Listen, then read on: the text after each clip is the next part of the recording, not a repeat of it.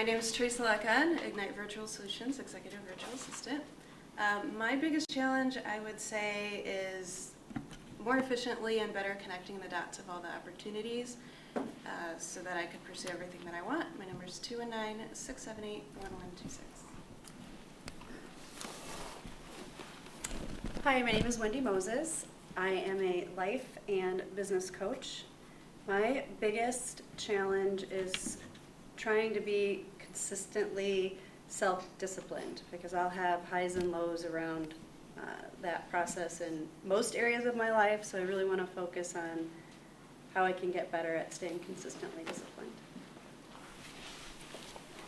Hello, my name is Randy Eicherman. We own an accounting firm in Herman, Missouri, and we help small businesses grow into large businesses. And our biggest challenge for me is being somewhat self-focused, because I have a lot of activities going on a lot of times, and staying disciplined on each of those activities is somewhat of a struggle. So thank you.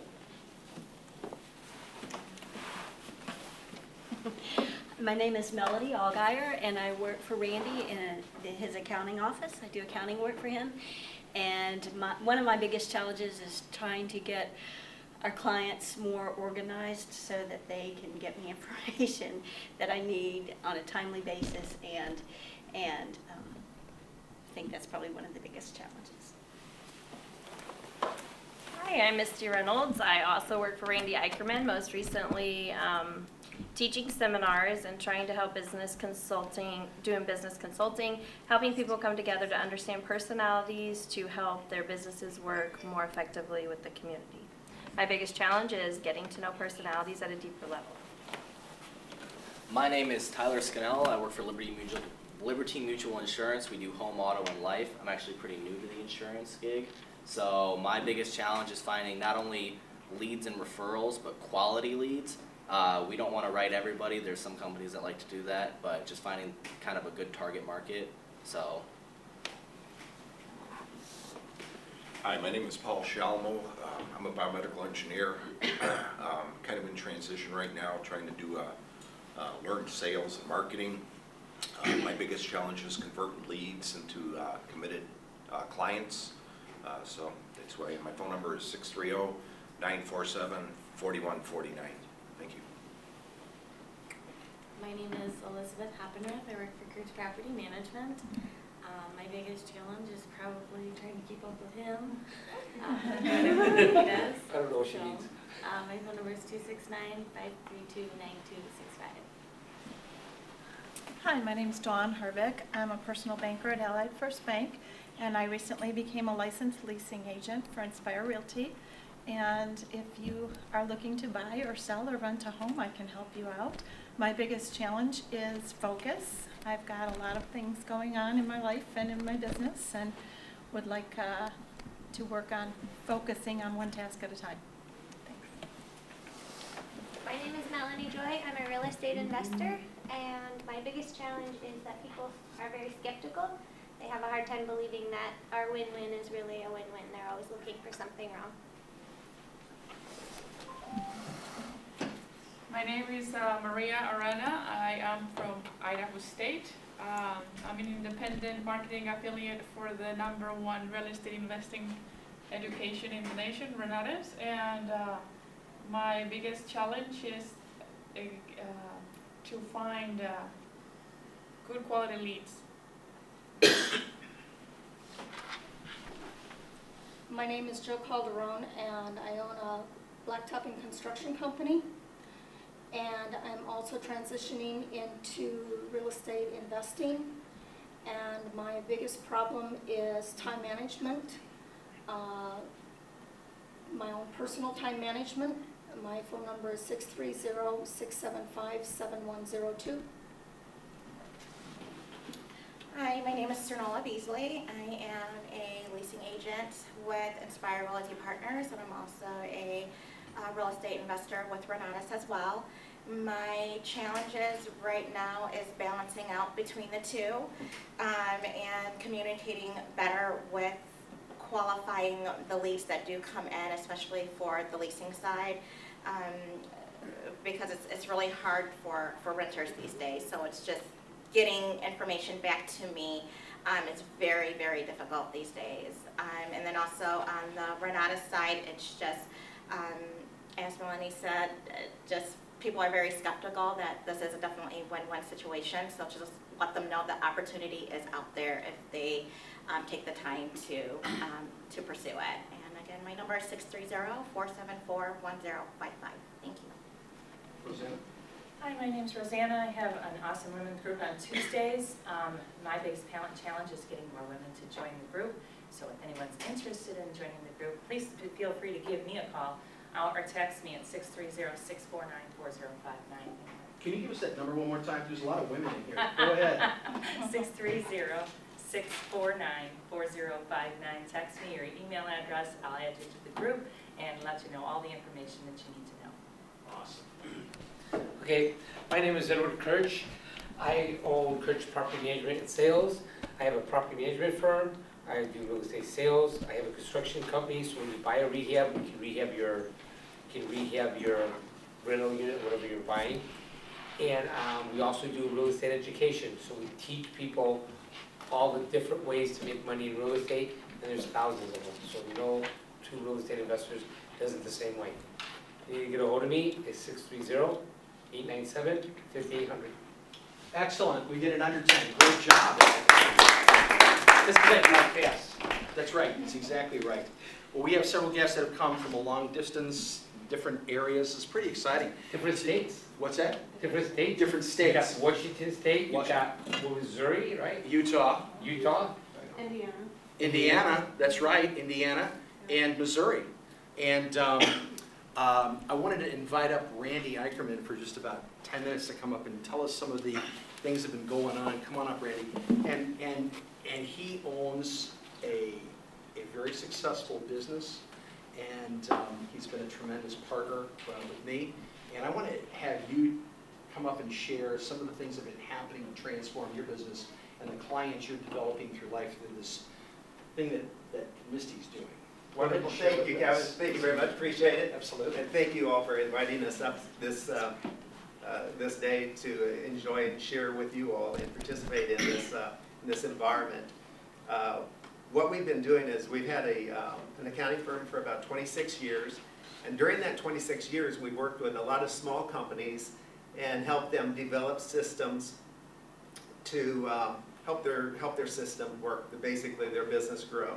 And when we do that, a lot of times as we see small businesses come into to where they are, it's a lot of times technicians that are really good at what they do, but they're maybe not so good at the business running of what they do. And so I think one of the first conversations that I had with Mark was how by opening a small business for the purpose of gaining freedom, you actually lose all your freedom. And I was one of those candidates. When I first opened my business, I lost all my freedom. I lost my weekends, I lost my vacation, I lost everything. But I did it for a passion and for a reason that I wanted to help other small businesses. And I didn't realize it at the time, and you don't really realize it until you live through it, about 26 years of living through it.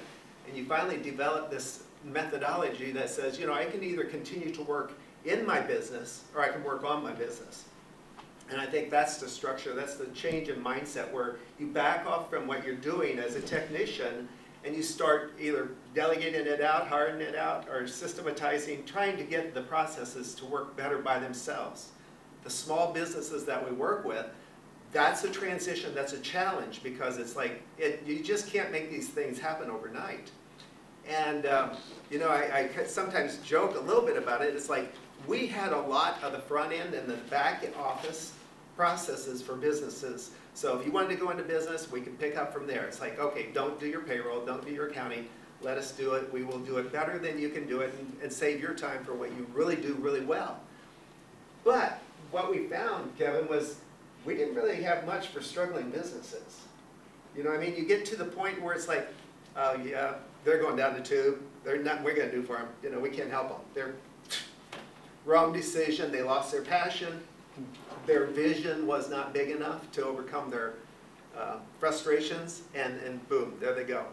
So what I think we've seen recently is a transition to how can you help a struggling business? A lot of businesses don't struggle, but percentages are against the small business. I mean, a lot of businesses fail. And what we've come across, and what I think is the presentation that's just fantastic and amazing, is understanding personalities, understanding the natural laws, and bringing that in a process to the small businesses. And recently, one of the huge successes that we've had in our office, I wish I could take any part of claim for the benefit, for the success of it, but my participation was about like that, was when we started Misty presented to the chamber a process of offering a personality mastery seminar and offering a consulting and coaching engagement and seminar. She was confronted with some massive rejection on the front of our small community. And we have one client that we were dealing with. It was very interesting. They have staff that looks like they all graduated from Harvard. It's like incredible staff, and I was visiting with them, talking with them. It's like, yeah, that's your all's credentials. 26 years of experience, does that count for anything? No, we didn't have all the alphabet soup behind our name. We didn't have those credentials, but still we had a lot of experience. Misty had a lot of experience. And when Misty brings this experience in customer service and leadership to the forefront with these clients, it was actually magical. And the presentation, she put the materials together with the help of Mark and did the presentation. Everyone in the group, literally, in the first 10 minutes, we're all like, what's going on here? What's this magical transformation that we're seeing?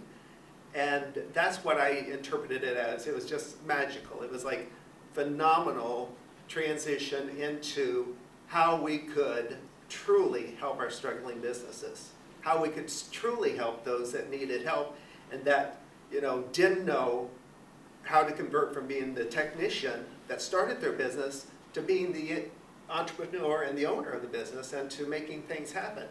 So anyway, that transition and that success has been phenomenal. I think we're going to see it grow. It's going to continue to grow. It's going to continue to be an amazing tool that we can offer our clients, and we can offer, right now Misty's offering it to the whole community.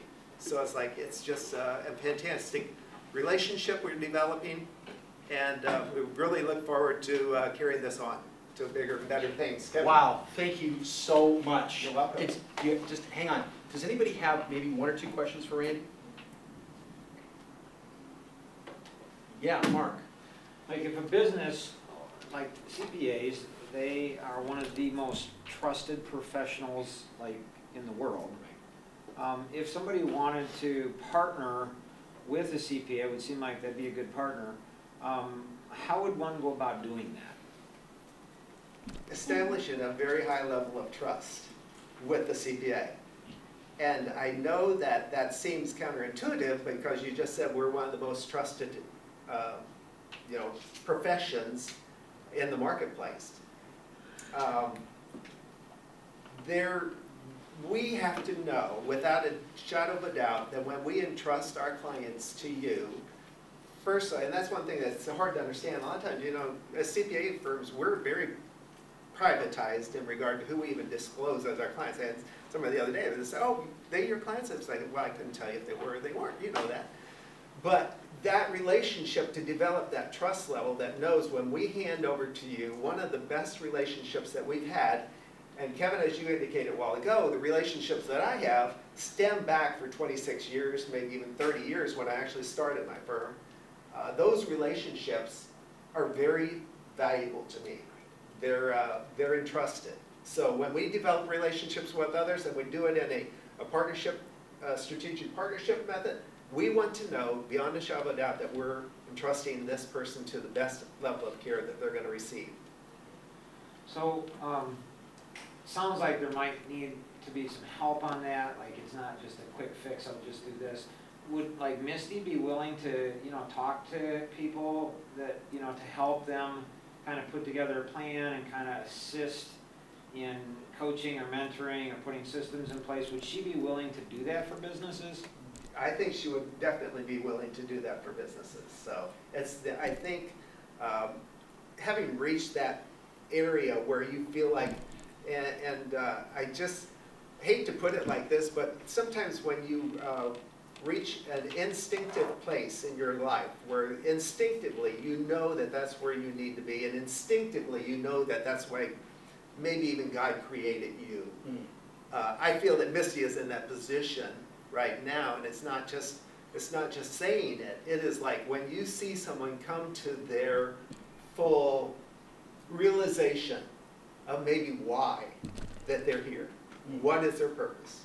What is their contribution to society? I think I'm seeing that. So when did you find that for yourself, and how are you helping other people to find what you found? very interesting. Once, the other day, I was taking my daughter to the airport, and when we dropped her off at the airport, I was heading to another location, and I didn't really have guidance on how to get there. I had never been there before myself, so I just started out this back road, and I knew I was heading north, and I knew that I was heading in the vicinity where I was going. But yet there was a point in time where my wife wanted to say, "Are you lost?" I'm like, I didn't say anything. It's like, no, I'm not lost. The geographical coordinates were in my mind, and the landmarks were in my mind of where I needed to be. And when I did my life vision and realized that even though you may not know precisely where you are in your life vision, you start looking at the geographic landmarks and the coordinates, and you say, this coordinates with this, and this coordinates with this, and you start drawing lines, and suddenly, sooner or later, you come up with your life vision, and you're like, I think I'm right where God wants me to be. And you realize that, and you're like, how'd that happen? It's by taking those right steps and those paths, following those paths that come your way, that you get direction on, and you find direction, and you find it in your life. And once you arrive there, you may not know you're there until you actually start taking some a little bit more precise measurements and steps and drawing out your coordinates, but then you might realize that you really are right where God wants you to be. So. That's great. If somebody wanted to get in touch with you, would you please clearly give us the contact information to give you a call? Because I bet there might be somebody online that would like to know that, and we want to make sure that they have that opportunity. So Can I just give you my email address? Sure, go ahead. Randy, R-A-N-D-Y, at E as in Edward, V as in Victor, B as in boy, LLC.com. So Randy at EVBLLC.com. Excellent, thank you. Give it up for Randy. Great job. Wow.